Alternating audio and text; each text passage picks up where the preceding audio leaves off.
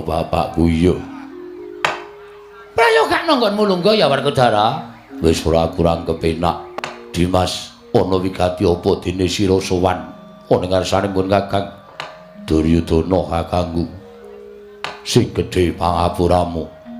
Nggonku sowan ana negara Ngastina iki ora butuh karo Duryudana. Lan ora ana perlu karo Duryudana kakangku.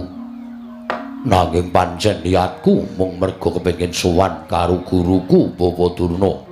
Mula wektu dina iki sing gedhe pangapuramu. Lan jaluk palilahmu aku pengen sak pejagung karo Durna bapakku. Yen wis rampung ana ingkang tak takokake. Tumuli dina samengko wektu lan Purbawasisa tak kundurake marang Duryudana kakangku. Lole kena selalu gimbal manyar-manyar duk ning Dunggul Wana dadi alas-alas dadi wana. Werkudara. Durna bapakku piye? Ana apa, Nger? Ana apa? Lah kok kading ngalem temen? Dene kowe suwen kepengin ketemu karo bapakmu Begawan Durna. Lah banjur apa sing tak butuhake? Aku butuh takon karo Durna bapakku. Lho. Takon apa Werkudara? Takon apa?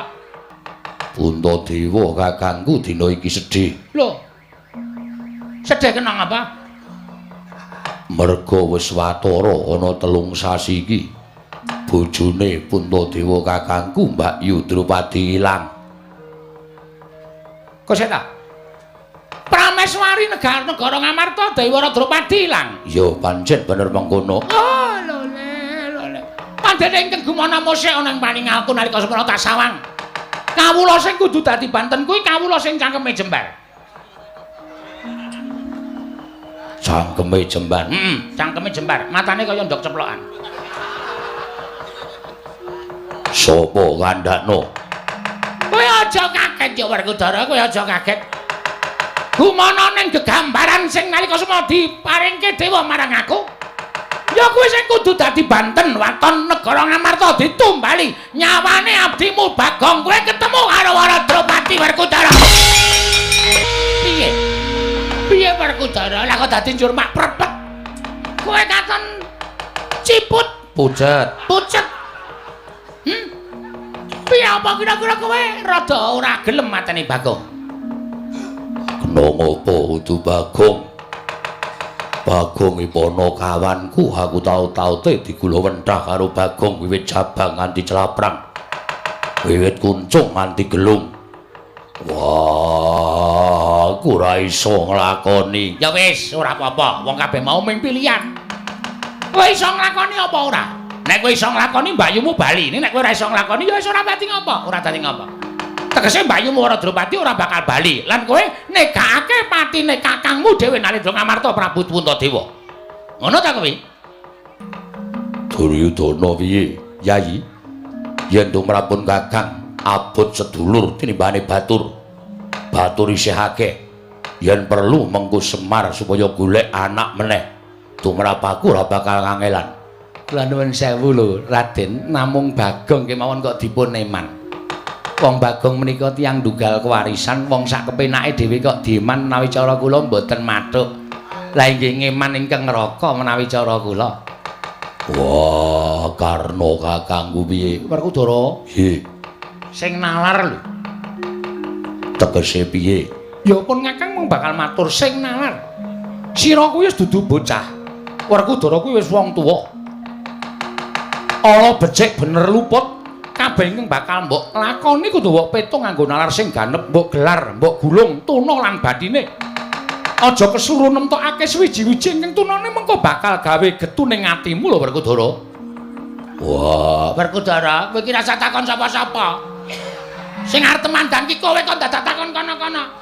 Tegese kowe wong sing ora duwe jati diri, kowe sing ora duwe adeg-adeg. Nek kowe takon karo wong kono-kono ki oke sing padha ngendoni Werkudara. Ngati lho, Bagong wis tau karo kowe ngono. Werkudara, kowe kudu eling, kudu digelar digulung padake Werkudara gendurenan gelar kloso. Mengkari menyang apa ora? Ngono wae. Nek menyang ya mangkat to. Bagong dipanteni nek ora, kowe tegel karo sedulur. wah, Bagong njaluk ngapura.